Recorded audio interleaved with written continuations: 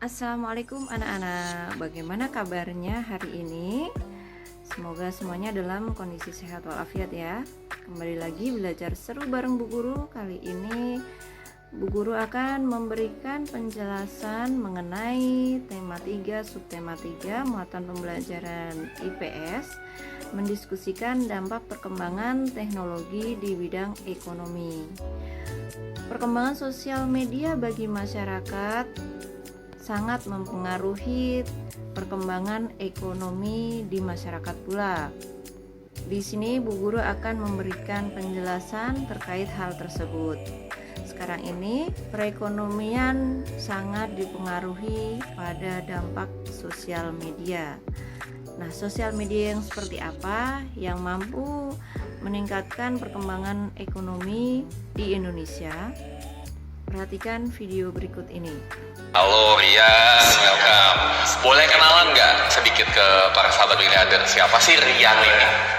Ya, saya ini Rian Angkawijaya. Bisnis saya itu kalau teman-teman mungkin yang lebih familiar adalah generasi 90-an, kenal dengan namanya rambut nenek atau gulali, atau biasa di Lamongan tuh sebutnya arbana gitu. Arbana. Okay. Jajanan ini tuh udah hampir hilang gitu. Dan saya berpikir bahwa bisnis itu harus memecahkan sebuah permasalahan. That's why saya build Bisnezi Boom gitu. Jadi gulali. Oke. Cuman ada problem saat ini, banyak tukang harum manis tuh mulai menghilang.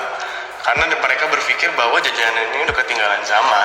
Nah, dari cuplikan video tadi kita bisa mengambil pelajaran bahwa memulai bisnis itu bisa dari sederhana ya. Contohnya tadi ada salah satu pebisnis yang dia memulai bisnisnya dengan menjual jajanan anak-anak harum manis atau rambut nenek yang biasa kalian kenal dengan packaging atau kemasan yang lebih menarik. Artinya anak muda juga bisa melakukan bisnis dan menjadi pebisnis yang sukses ya. Dan mereka menggunakan sosial media untuk menyebarkan informasi atau mempromosikan jualannya. Contohnya seperti ini. Nah, di sini terlihat ada status dari WA yang menampilkan jualan secara online. Jadi menggunakan media sosial ya, digunakan untuk bisnis. Artinya ini adalah pengaruh positif dari media sosial yang digunakan untuk bisnis, dan kita juga bisa memulainya sendiri. Contoh media sosial lainnya yang bisa digunakan untuk meningkatkan perekonomian di masyarakat itu ada Instagram ya. Instagram pasti sudah familiar di kalangan anak muda, dan Instagram ada nilai positifnya, yaitu jika kita gunakan untuk misalnya bisnis atau memberikan motivasi-motivasi kepada teman-teman kita. Nah, di sini contohnya Instagram digunakan untuk bisnis, untuk jualan ya. Jadi yang membuat Instagram ini dia adalah pebisnis yang tadi mengembangkan rambut nenek ya, dan dia menggunakan Instagram untuk promosi.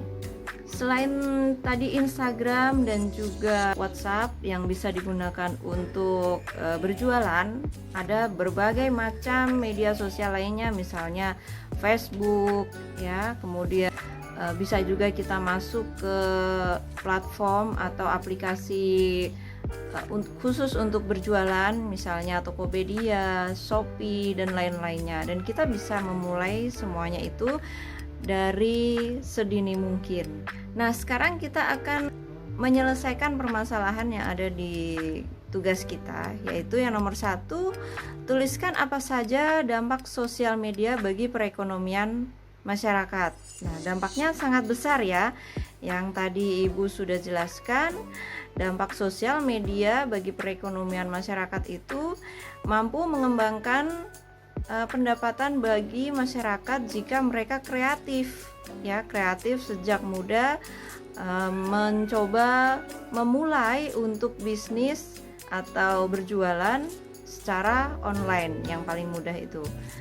Yang kedua, Bisakah seorang siswa menghasilkan uang dari berjualan secara online? Menurut kalian bagaimana? Bisa atau tidak?